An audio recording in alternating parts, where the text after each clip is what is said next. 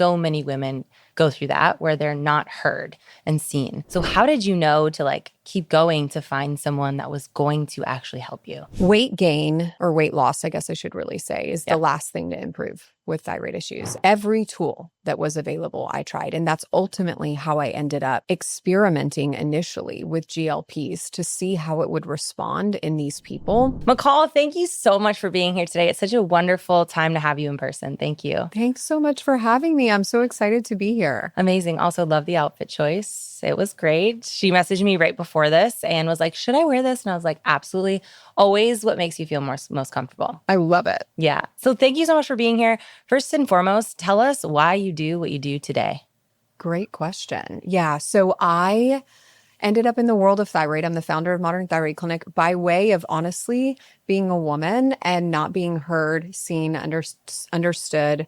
Had my own thyroid problem, was literally spending 16 hours a day in bed. I'm not even exaggerating. Yeah. And was told that my thyroid labs were normal. My medication was fine, didn't need an adjustment, despite literally having like every thyroid symptom, and was kind of blown off and gaslit. And it wasn't until I found someone who could take a deeper look, run a full panel, use progressive medications that I was able to get my life back. So now I actually get to do that for women all day, every day. And I've created a place where we're actually nationwide now, which is so incredibly special via telemedicine. So like in my lifetime, I want to see women access good thyroid care. I don't want my daughters, my patients' daughters, facing the same thing that I had to face. Yeah. It's so interesting that you say that because I was like, yeah, I'm nodding my head. Like so many women go through that where they're not heard and seen. So how did you know to like keep going to find someone that was going to actually help you? Yeah. Well, I was already practicing medicine. So, I kind of knew this has to be a thyroid thing. There has to be an answer Mhm. about why I feel like this. And honestly, I would say the thing that probably kept me going was desperation. Like I was 27. I'm like, I cannot live the rest of my life like this. If I lose an ounce of function, I won't have a job. I won't have a marriage. I won't have friendships. Like everything was almost on the line. And that's the sad part is I think after being told that things are normal so many times, women believe it. And like I'm not exaggerating when I say when I have a new patient that comes in to see me and it's like time to review their labs and talk about what everything looks like, 95% of them during that appointment tell me one of two things. And I swear I'm not exaggerating. One, so you're telling me I'm not crazy. Mm. Or two, you're telling me this isn't all in my head, which just goes to show their journey before they've arrived in my office or seeing me online, right? Yeah. Why do you think that is? Oh gosh, that's a lot to unpack. I would say for some reason, medicine doesn't believe women. Like it's easier for them to blow us off and send us to a psychiatrist than it is for them to actually hear and believe us. And I think part of that is a systemic issue of we train clinicians. I was trained to see patients in 7 minutes, Yeah. 8 minutes. It's 8-minute medicine, right? Like you cannot deconstruct complex medical issues in 8 minutes. I also think specifically in the world of thyroid, I view it as like this orphaned condition where no one is investing in properly caring for it. No one thinks it's a big deal. Meanwhile, it's completely debilitating. Like I would be on disability by now if no one had intervened for me. And people just don't care. They're not trained in how to properly look for it. They're not trained in how to treat people that don't fit into the one size fits all. And so they're like, look, if I don't know how to fix this and it's not showing up on your labs, it's a you problem. It's not a me problem. And one kind of crazy stat, women get diagnosed with with cancer 5 years later than men because no one believes us. Like they just think we have nothing better to do than go to the office on a random Wednesday and beg for help. Like we have plenty of things to do. We have a lot going on. Most of us, we're doing lots of jobs. We're picking up slack in our family, and it's time medicine evolves and starts to take us seriously. And you are a prime example of doing that now with your business. So true. Yeah. So you were, 16 hours a day. You couldn't really function. You finally got the support you needed. What were the steps that you took from there? Yeah. Like after or leading up to that? Leading up to it and after. Yeah. So, I left my doctor's office that told me go eat less, exercise Yeah. more. Yeah. By the way, here's some Lipitor because you have high cholesterol that I had for my thyroid problem. And I just did a lot of research through the brain fog of like, what is this? Why am I having all these symptoms, but my labs are normal? And I ran across one of the only thyroid advocacy platforms back then. It was a long time ago. And now there's so many, there's so much information out there. That's the beauty of social media. We can inform and empower people to be in charge of their health, and got on the wait list for the only integrative medicine doc in Austin back then that did progressive thyroid care. And once I saw him, he immediately became a mentor to me, and I devoured every single thing I could in the world of thyroid research, education, whatever it was. And I still do. Like in my inbox every day, I get studies for thyroid because medicine's not going to equip us to help these people. Like clinicians have to take it into their own hands to educate themselves. You were in the medical field, so you were like, I know that this is thyroid. Yeah. How do women know? Like, how do they know intuitively without someone like you coming in and telling them? Good question. So thyroid symptoms are like fatigue, brain fog, weight gain, hair loss, low libido, depression, dry skin, loss of the outer portion of your eyebrows. You tend to be like cold natured, so cold intolerance. A lot of people can't sweat. They lose their ability to sweat, kind of depression, flat mood. Your clinician will start to tell you, oh, you have some increases in your blood sugar and your cholesterol. And so medicine views that cluster of symptoms, thyroid symptoms, as what's called non-specific. Like they could be anything, Yeah. right? And so that's a way that they can kind of shoo you out the door and simply say, this isn't thyroid. And what I say is, look, like if you have 4, 5, 6 of those symptoms, most likely it's because of a thyroid condition. And so if you have them, part of my mission in the world is to deconstruct steps for people to take to get answers on their own, to actually drive the care that they need and go into their clinician educated, knowing exactly what labs they need, what ranges they should be in, what medication options are great. And so like we can talk about all that. I freely share it because I want people to navigate this, because we cannot passively sit back and allow medicine to still. It's so, excuse me. It's so interesting you say that, because out of all those symptoms, I was like, it could be this, it could be this, it could be this. I mean, even like I talk a lot about perimenopause and menopause on here, and I'm like, well, all of those could actually be associated with that. So like, how do you actually know if you have, a few of those symptoms, and where should you go from there? Yeah. So I think women deserve all of the labs. Like, Yeah. they deserve an entire thyroid panel, which if you guys want to get a pencil and write this down, you can. Yeah. Also, I'm happy to share my thyroid lab guide link with you to share with everyone. Of course. But it's TSH, free T4, free T3, reverse T3. Every woman should be screened for Hashimoto's, TPO, and thyroglobulin antibodies. And then women should be getting a workup for their hormones in perimenopause, in menopause. They should be looking at estradiol, progesterone, testosterone, DHEA sulfate, LH, FSH. We should clearly have the data to know and make a decision, because the reality is this, honestly, it's usually not either or. It's not like hormone dysregulation and thyroid dysfunction. It's usually both and, especially if you have a thyroid problem, chances are you have hormone issues that need to be addressed too, to get you to your highest form of health, which is what women deserve and are entitled to. Yeah. Can anyone get those labs anywhere? Yes. So you can obviously go to your clinician, but in America, there's like 2 states, I think, maybe 3, that don't allow you to order your own lab work. Other than that, so in 48, 49 states in our country, you can actually go to any lab tests now, or even Quest now has a place where you can order your own labs. I try to keep a link in my social too for people. So you can order them. If no one else will, order them and look at them yourself. Yeah. What do you do with that information then? Yeah. So, I always recommend you use my thyroid lab guide, especially for thyroid labs. So the deal with thyroid that's complicated is there actually is no, quote, normal range. There is no magical agreed upon range that everyone should be in.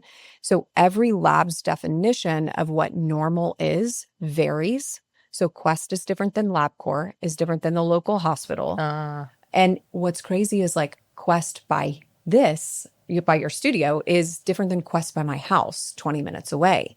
Like what they do is they formulate averages, they pull from their data, and they're like, okay, we're going to take out the top percentage, the bottom percentage. We're going to create a sum and an average, and this is what we're going to determine as normal. Clinicians, doctors use whatever that lab says is normal as their normal range. So it varies from patient interaction, from lab to lab, and they're far too wide. Modern Thyroid Clinic has ranges that are this wide compared to LabCorp or Quest, the hospital, that's as wide as the rooms that we're sitting in. hmm. And it takes optimal, not normal, to get your life back from a thyroid problem. Anything less than perfect. And honestly, people are pretty debilitated. Wow. Yeah, It's crazy also that every lab is so different. it's crazy. Yeah. Yeah. And, they don't exclude people with the condition they're trying to rule out. So people with hypothyroidism are put into those ranges. Right. So, and lastly, like the thing I always talk about is who's going to the lab? Like, if we're going to base these ranges off of people going to the lab, is it people like you and I on like a Tuesday who are like, I feel so great. I'm going to take the day off. I'm going to go down to Quest and I'm going to see what my thyroid labs look like. No, like Yeah. these people are desperately looking for answers to what's going on in their health. And so they're going to the lab. So essentially, we are basing our normal ranges on sick people, potentially with the condition that we're trying to rule out. Hmm. How often should you get that checked? For women, I mean, if you don't have an active thyroid condition, at least get screened every year. If you have symptoms, more often, every 3 to 6 months. We check labs every about 3.5 months until people get their lives back. Basically, every round of treatment, we check in about 3 months later and we make adjustments. How long does it take to get your life back? About 85 to 90% of people feel improvement after their first round of treatment. So after the first time they meet with their clinician at Modern Thyroid Clinic, Wow. I know what's crazy is these people, I was the same, suffer for months, years, decades a lot of the time because they don't know that there's another option. And the amount of time it takes once you land in the right hands is so brief because a lot of thyroid medications are short acting and people ubiquitously in America, 90% of people are put on medications, one class, one type that will never work for them. But if they can get to the hands of someone that uses different medications that kick in immediately, they can feel that often literally the same day that they start. Crazy. There's so much hope, right? Like Yeah, there yeah. really is so much hope. Yeah, that's beautiful that they can come to you and that there is so many resources now out there. So you get the lab work and then you go to some place like yourself, or what else would you do if, there was nowhere close near you? Yeah. So I would say if people are looking for someone and they have a complex issue, like Yeah. they have thyroid symptoms, they've been told A, it's not your thyroid, or B, your medication's fine, like nothing's wrong. I would say find a functional medicine clinician who specializes in thyroid and who can prescribe medication. Like there are a lot of people in the world that are functional medicine doctors, functional medicine thyroid experts. They have no formal medical training where they can prescribe medications, make recommendations, nothing. So most people with a true thyroid condition need some form of medication, even with a functional medicine approach. So you can't see those people. So you want to find a licensed prescriber. And then again, like that's kind of why we do telemedicine and thyroid. Like we want this to be accessible in all corners of our country because the truth is there aren't a lot of places that do what we do. There aren't a lot of places that know the complexity of thyroid and can actually handle it. If it's not thyroid, you had mentioned Hashimoto's. Can you Yeah. tell us a little bit about what that is Yeah. and how that plays into this too? Absolutely. So, a lot of people kind of think Hashimoto's, hypothyroidism are the same thing. Yeah. Really, they're completely different entities. They're solved in completely different ways. Hashimoto's is an autoimmune condition where your body attacks itself. And in this case, it mistakes your thyroid as like a foreign invader. It begins to attack the tissue in your thyroid gland and almost replace it with scarry inflammatory tissue. Once it becomes scarring, like anything, it doesn't work as well, right? So it doesn't secrete as hormones as effectively as hypothyroidism.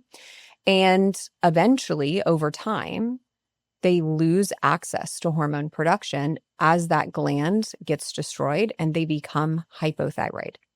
Regular medicine views Hashimoto's as, I call it like the reverse lottery.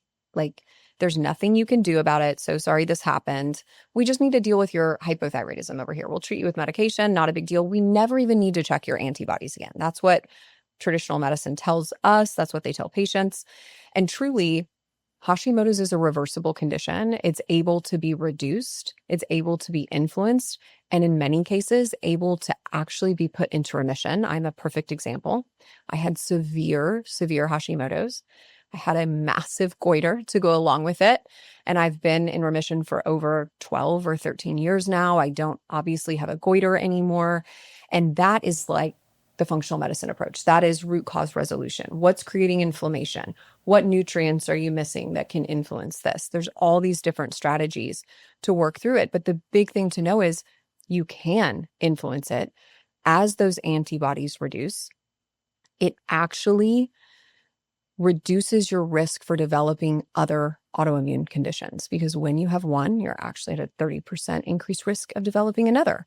So if we can reduce those antibodies, in turn, it reduces your risk for other more serious, potentially autoimmune diseases. So it's incredibly, incredibly important to address that piece of the puzzle. Yeah. And can you address it then with those same labs and Oh, yeah, going, yeah. absolutely. So, Okay. like, on day 0, we check labs, right? TPO and thyroglobulin antibodies, and Yep. we create an intervention, whatever that might be. Let's say we change your diet. We remove dairy based on food inflammatory testing.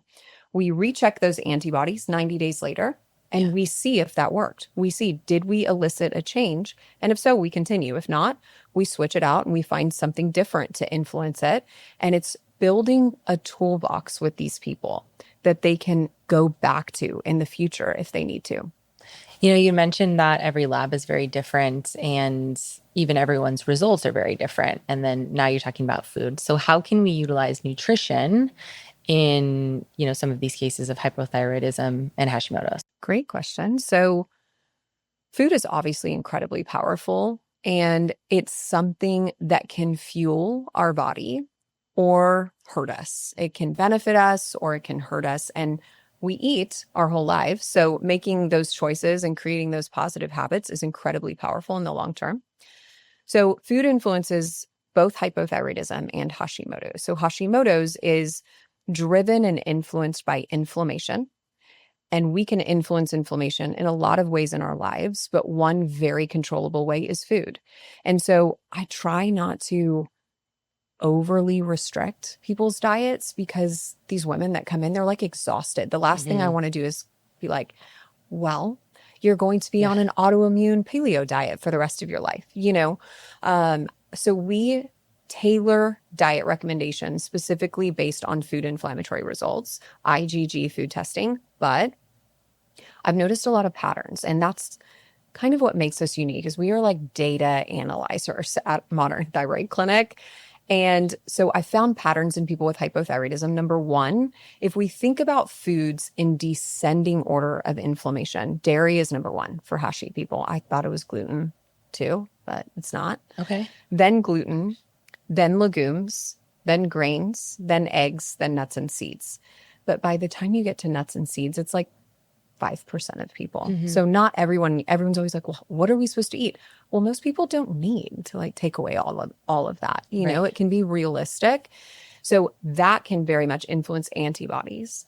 But in the other way, your body activates your thyroid hormones when it feels really safe, in essence. So eating a low inflammatory diet with high micronutrients, enough calories, enough protein, facilitates the activation of your hormones or influences it, the conversion of T4 to T3, which is incredibly, incredibly important. So from that standpoint as well, not only can it influence autoimmunity, it can also influence your ability to make your thyroid hormones usable. Wow. Okay. So we've got this list of dairy at the top and all of these. What are you doing with each client that comes in, are you slowly taking away each of them? Are you slightly restricting? Are you an 80/20, Oh, kind of good living in the question. gray? Yeah. Yeah. So let's say someone comes in, they get food inflammatory testing, Yeah. and their big groups are, let's say, dairy and gluten, right? Usually dairy is more severe. So let's theoretically say that. Hmm. What I'll tell them is for 3 months, let's just try to be a little intentional on dairy free for the full 90 days as much as possible so that we can check antibodies before and after and see if they're influenced in a big way. If they are, we move into more of like an 80/20. Like I am a realist Yeah. and I don't ask our patients to do anything that I haven't done and am not willing to do again myself. And like, I don't know about you, but I'm not going to live like paleo for the rest of No, my life, definitely not. you know? And so I think most people can tolerate most things in small to moderate amounts. But if we can lower that inflammatory level initially, it's incredibly powerful. I almost give this analogy of water in a cup, and our body is meant to deal with a cup's height of water. And every bit of inflammation we get is just a drop of water in that cup. And we don't experience symptoms. We don't experience autoimmunity until the cup overflows. Okay. So when these people come in, and if they're in a massive state of inflammation, their cup's full. So they have the tiniest bit of dairy, and it creates this inappropriate eruption, this overflow that it shouldn't. We should be able to deal with that. So if we can use 3 months, 6 months to lower the water level in the cup, most people can tolerate these little bits of Mm, inflammation. They can handle those drops because the cup is only a third or half full. So it doesn't inappropriately overflow every time they misstep, essentially. And so that's the long game. Like the right. short game is, sure, we might hit it intensely at first, but the long game is to create balance for these people because that's what they deserve and that's what real life is. Yeah. And I'm not giving up ice cream. I don't know about you, Right. but I love it. Everyone has their thing. Exactly. Then Ice they cream is mine. should keep it. So, where does the unexplained weight gain come from, especially Mm. with hypothyroidism? Yeah. So it is a multifaceted mechanism, Hmm. but very, very incredibly early on in a hypothyroid state, it begins to shift our physiology. It slows our mitochondrial function. It slows our basal metabolic rate. Hmm. Research shows between 30 and 40%. I'm like, that's A terrible. lot. Yeah. It reduces our lipid transport. So we start to accumulate more lipids, more cholesterol. It slows the breakdown of fat. So not only are we storing fat, we're also not breaking it down and expending it. It creates leptin resistance, insulin resistance, and all of these mechanisms are absolutely foundational for our metabolic function. Like it is the basis of our ability to day to day just burn the calories that we're supposed to burn Hmm. sitting here or exercising. And then that spirals more and more over time. People become more insulin resistant, more leptin resistant. They're inappropriately storing fat.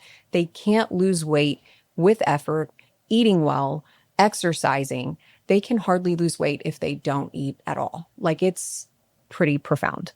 So, I guess, yeah, in that same question, how do you know that it's hypothyroidism versus like lifestyle factors? But I guess what you're saying here is if you're already trying all the things, Mhm. we can go back to that. Totally. And then there's data, right? Like Right. you can check someone's fasting insulin, you can check their fasting leptin, you can look at their hemoglobin A1C, their cholesterol, and obviously in conjunction with discussions about their lifestyle, you can get a really clear picture. But look, if someone's leptin's 25 and their insulin's like 18, it doesn't matter what they do. They're Mm. not going to lose weight. And it's interesting. I mean, my primary practice is women who are incredibly invested in their health and they're not afraid to put in the work. Like I remember talking with a patient about her diet a couple years ago. I'm like, well, tell me what you eat, how much you eat, how much you exercise. She's like, oh, McCall, I've been on the Whole30 since 2017. It was like 5.5 years. This woman has been on the Whole30 diet, what's meant for 30 days because it's extremely rigid, Yeah. and could not 5 pounds, could not lose 5 pounds to save her life. Yeah. And it was all because of this. All because of this. And once you fix someone's thyroid hormones, their metabolism doesn't magically come back. Right. They have years, decades of insulin resistance, leptin resistance to rehabilitate before they can appropriately lose weight with effort. That's the next question I was going to Yeah. ask. You had mentioned, sometimes you might have to be strict with your diet and you might see some results quickly, but really we're trying to make the long game here. So if someone is, getting all this unwanted weight gain, can it be in that same kind of way to do it, like where it's this long game, or can you see some changes like pretty quickly? Weight gain or weight loss, I guess I should really say, is the Yep. last thing to improve with thyroid issues. And you know this, Yeah. like you can change a woman's entire existence. Yeah. But if you cannot make her feel like herself in her body, you're not arrived, right? Like our work is not done. Mm-hmm. And that was something that I really struggled with for a long time in my practice, because truly I could transform. I could give them their energy, their vitality, their joy to parent, their joy in their marriage, their ability to do so much more than just survive. But these women could not lose weight. And I tried everything. Every tool that was available, I tried. And that's ultimately how I ended up experimenting initially with GLPs to see how it would respond in these people. And it completely transformed their lives, their metabolism, my practice of medicine, everything. Yeah. I would love to go there next, but I want to just chat about some of these things that you said you've tried. Yeah. You tried everything. Tell us like what those are. Yeah. So obviously exercise, caloric restriction, protein forward. Yeah. I even do something called the food flow formula, where it mimics like an intermittent fasting state to Okay. try to reverse insulin and leptin resistance, but they're still allowed to eat. We did prescription diet medications of every kind that was in existence. I tried Yeah. to use responsibly, but to stimulate metabolic function, exercise of all kinds, minus essentially like a couple that burn out adrenals and thyroid people. And I'm really protective of their poor adrenals. Right. But everything, metformin was another one that we still use. Like it can slowly reverse insulin and leptin resistance. And it's a great longevity medication to use temporarily. Yeah. But it was painfully slow and wouldn't work in a fair amount of people. And painfully slow, you mean how long?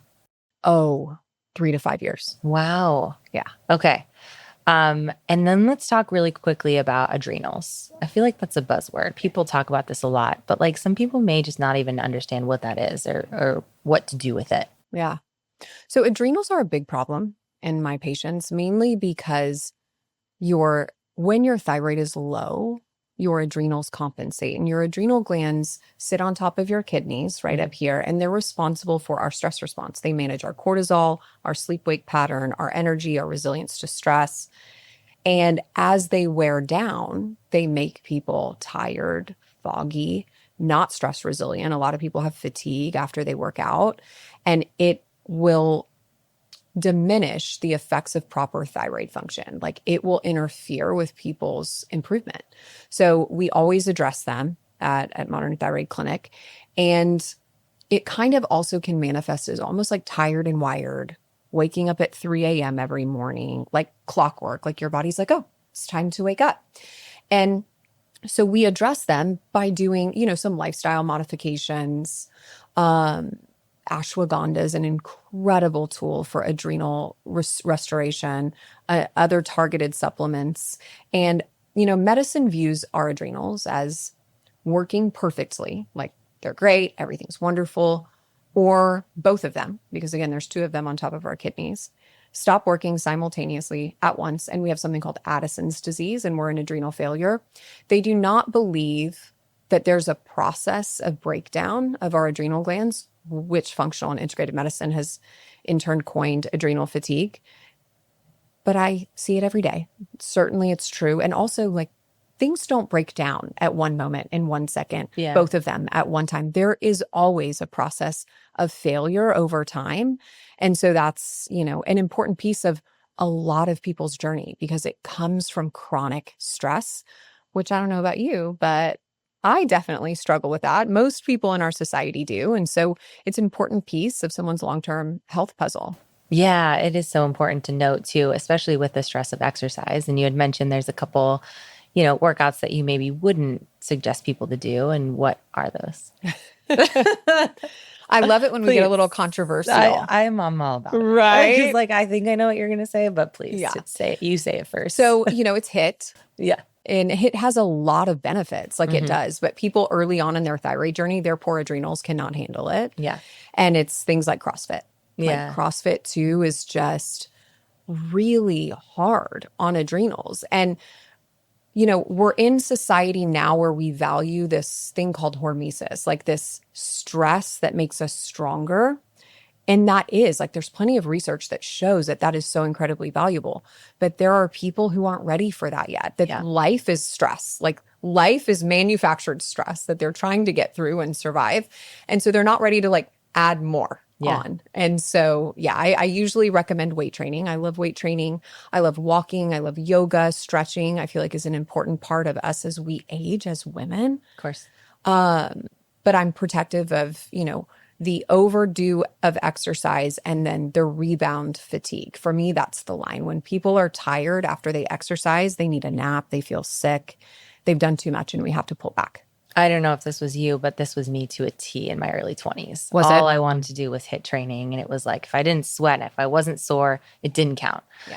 And all I taught was classes. I'd be on my feet all day. And and then I like you zoom out years later and you're like, what was I doing to my body? Lost my period, lost Right. appetite. I wanted to know, how did you feel? Yeah, not great. I mean, I Right. looked good on paper, Right. right? I was like, oh my gosh, I'm looking good, but I felt like shit, basically, Right. And so, and this is someone that's not coming from thyroid, Right. anything like that. And so, I think that please take this with a grain of salt. Do the training that feels best for you. Yeah. But if you lean more into strength training, yoga, Pilates, bar, that is better off. That's for sure. I agree. And in our society, especially right now, I feel this push through, push harder, do more, suck it up Yeah. is like so valued, but it comes at a high cost for a lot of women. Yes. And we need to pull back and listen to what our body is telling us, because it's not that if we work out harder, we're going to get stronger. In some people in these cases, they work out harder and they get weaker. Yeah.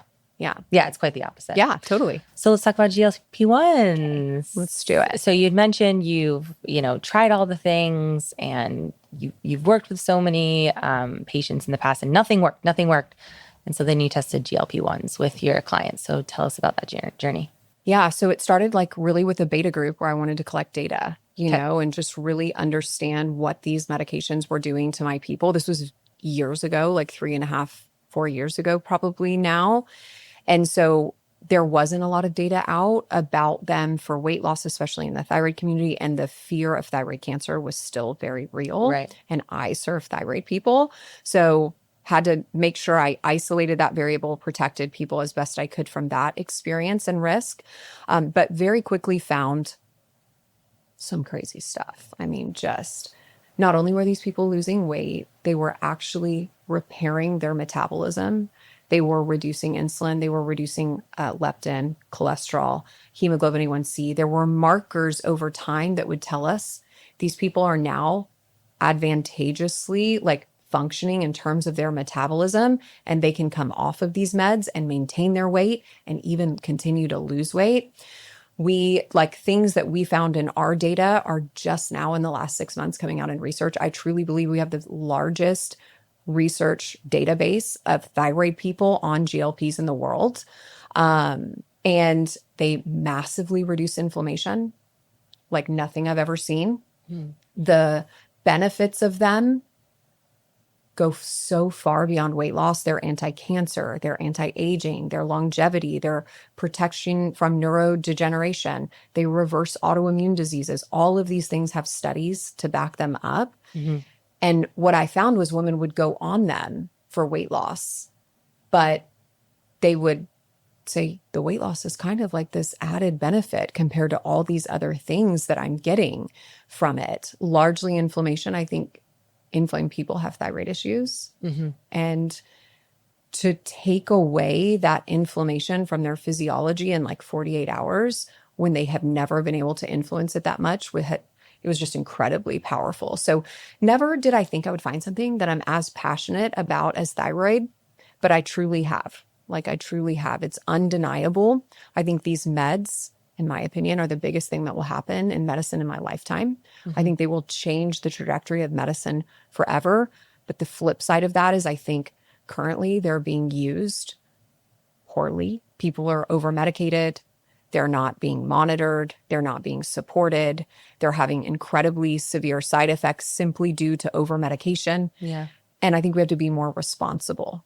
So 3.5 years ago, when you did this first test beta group, how many women were on it and what was that like? It was about 20 of my people I was really close with that could give me feedback consistently on how they felt, that wouldn't, shy away from going and getting lab work consistently. We met every week. Like, I developed our weight loss program and I ran it for almost 2 years myself. So every week I met with them. Like, it was so intense. I look back now and I'm like, how did I even do all of that? But it was a sacred journey. And the really cool thing is that I didn't really expect was so many of these women over the years had almost slowly developed disordered eating. Like, they couldn't influence their body to change with effort.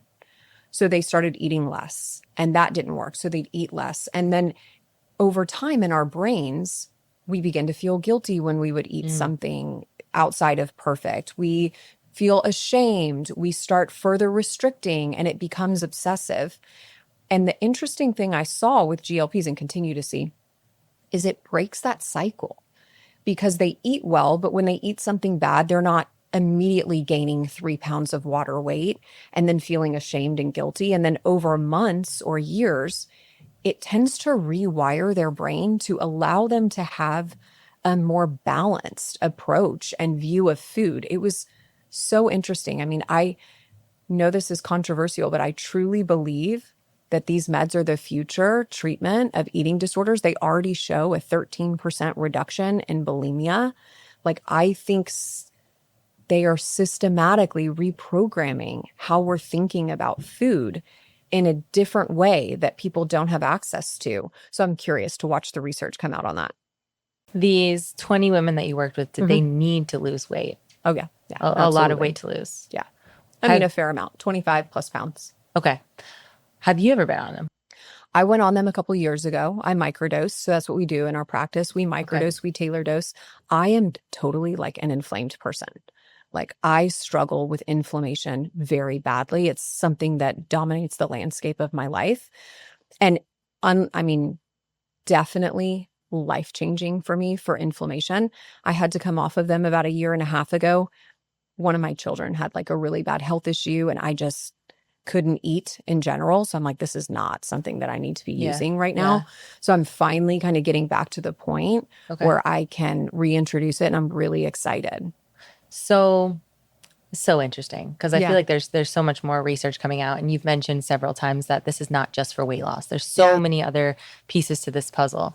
So do you believe that people that maybe don't need to lose weight still could see a lot of benefits from them? Absolutely. Yeah. But the tricky part is these people cannot go on standard doses. Like, that cannot happen. Even obese people, I do not think, need to be on standard doses of these meds. They're not eating enough food. They're not fueling their body. They're not getting enough protein.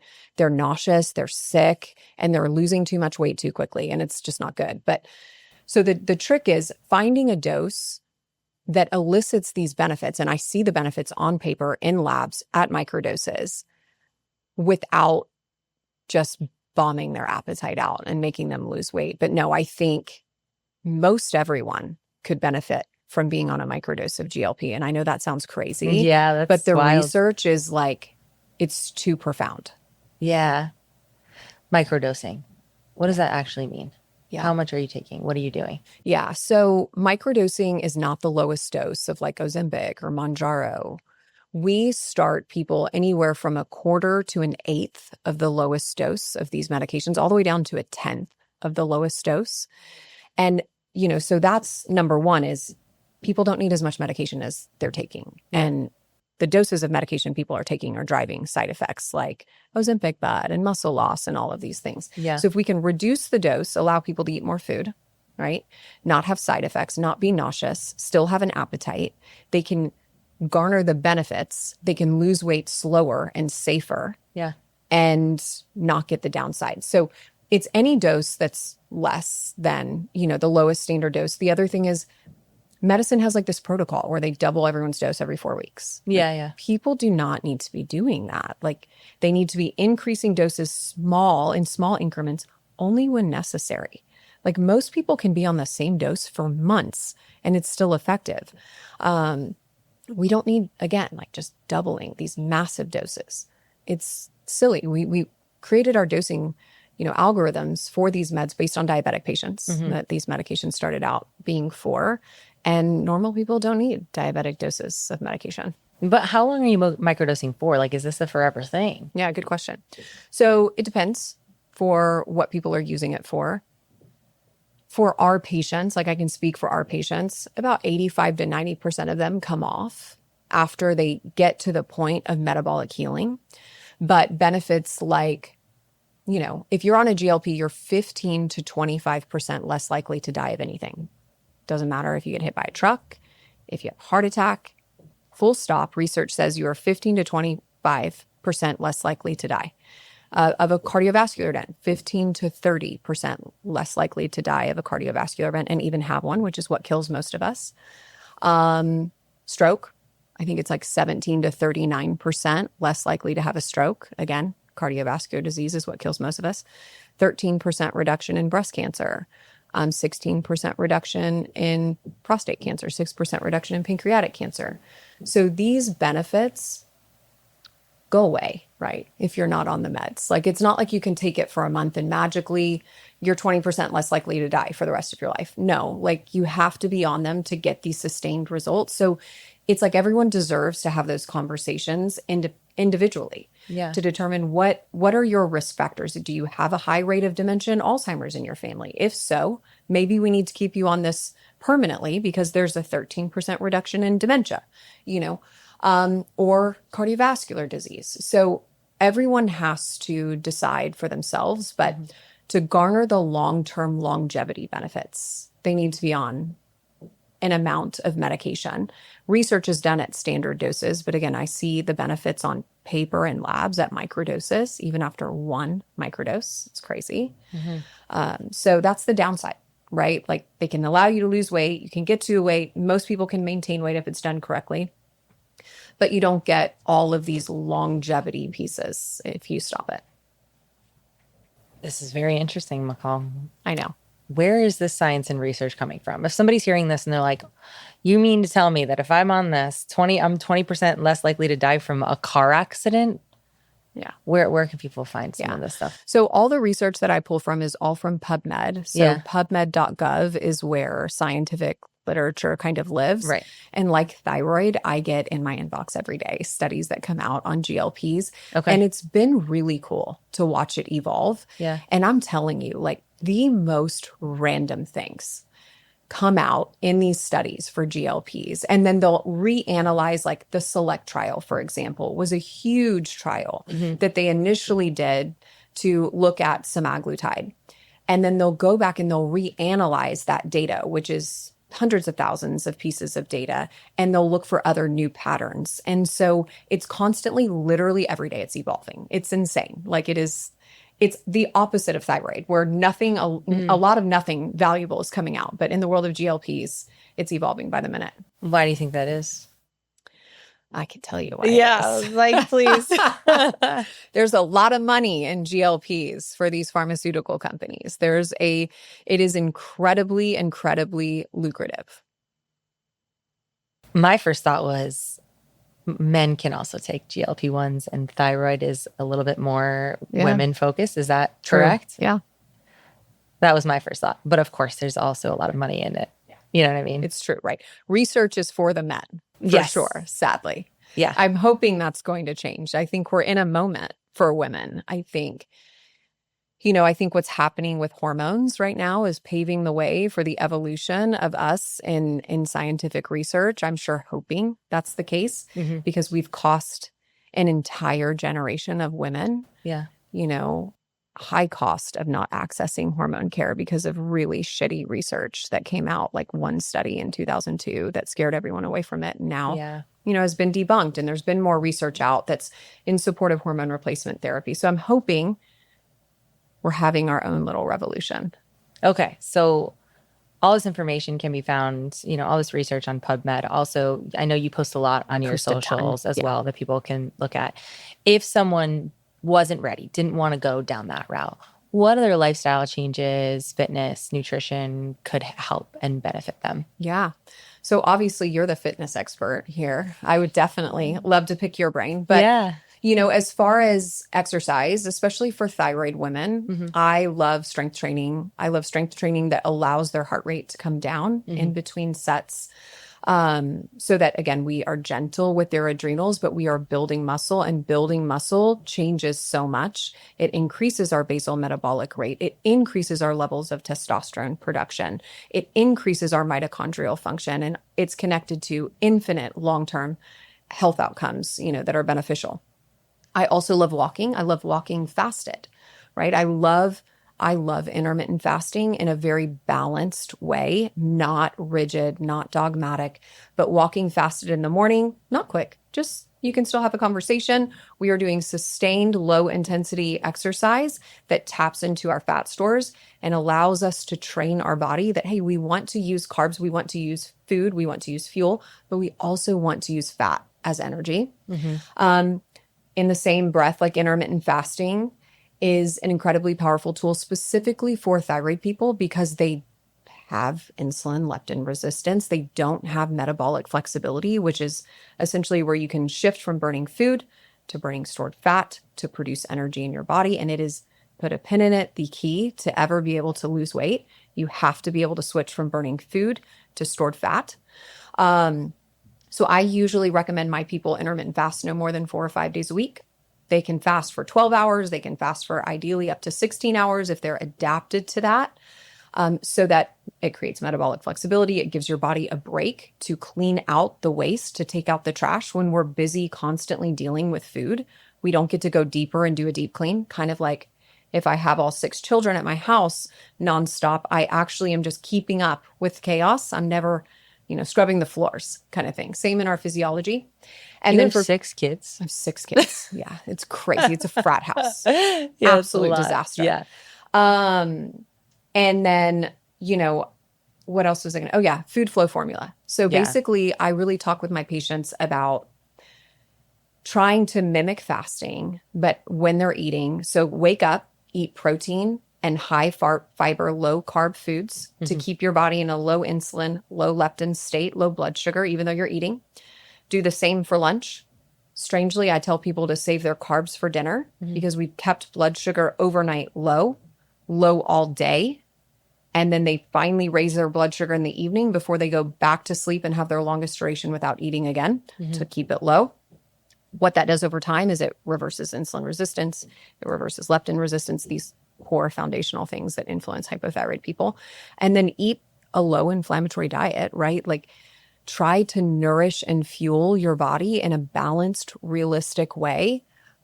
Don't eat processed food, don't eat just things that are going to raise your blood sugar 13 times more than sugar does. And that's like corn syrup is really Yeah. efficient at doing that. Hmm. It's interesting you talk about intermittent fasting because I feel like that's another controversial So topic. controversial. And for me personally, I don't intermittent fast Yep. just because I like to eat food and Yeah. I'm always moving.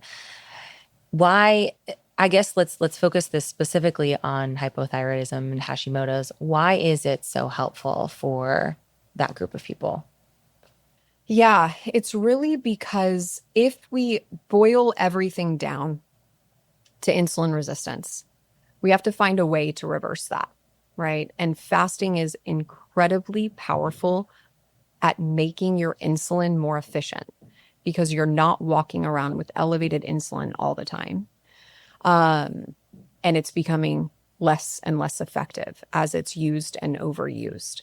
And so narrowing that window down will slowly pull the insulin down and increase the effectiveness of it, which if I had to pick one thing that is driving metabolic dysfunction in thyroid people, it's insulin resistance. But I agree, like it's not for everyone, right? Yeah. Like it's not even for all thyroid people. Yeah.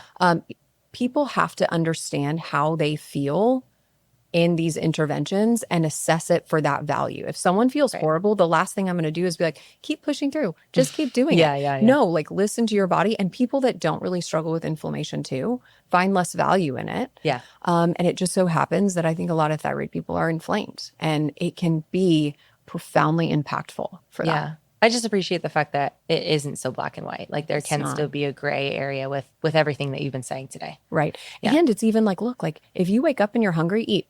Yeah. Don't fast that day. Yeah. If you go work, like if you have a late dinner, don't fast or move your eating window. It doesn't need to be this crazy, rigid, dogmatic thing that I think for a long time has been emphasized. Like everything needs to be black and white. You just need to go harder. You can do this. It's not that hard. No, like listen to your body. Yeah. Because it's so valuable in what it's communicating to us. Yeah. Again, so appreciate that, because that's the same thing with working out. It's like, if you don't feel like it, do the warm up, see how you feel. And then if it's like, no go, cool. You got in some sort of movement and that's it. Or you can keep going. Right. What about stress management? Yes. What can we do there? Wow, I had some fascinating conversations about this just last week. It's so important and it's so hard. And like I kind of told you, I don't really tell people to do things that I haven't done myself. And stress for me is something that's hard for me.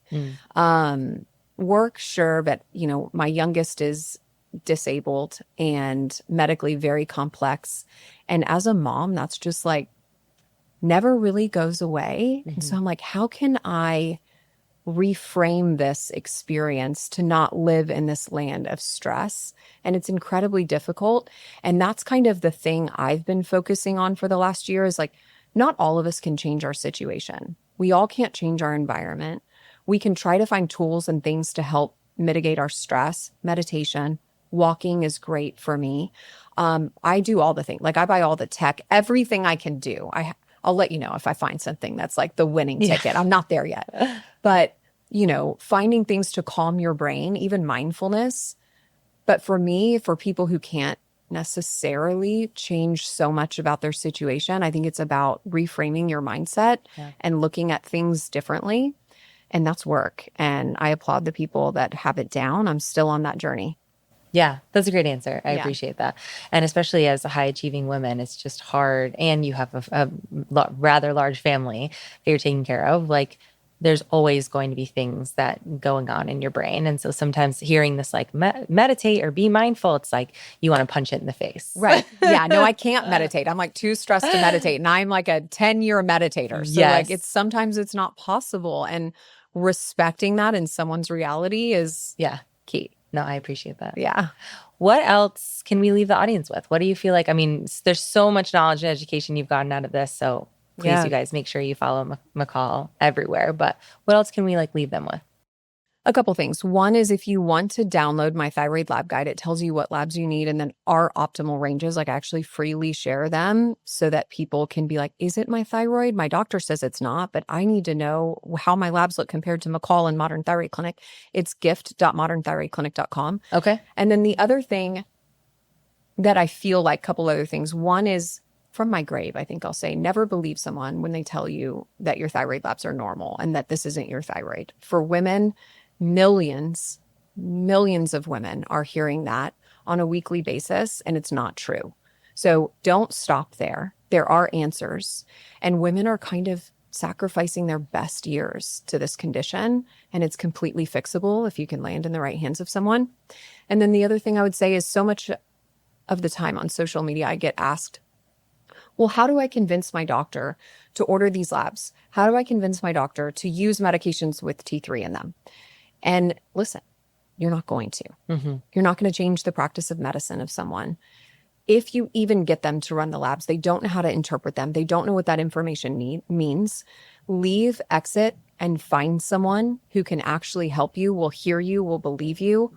because I could still be sitting back at my doctor's office begging him to take me seriously and be nowhere, be on disability, like truly be on disability. All it takes is finding someone that actually wants to partner with you on your health, and it's worth the every ounce of energy, money, investment, time, all of it.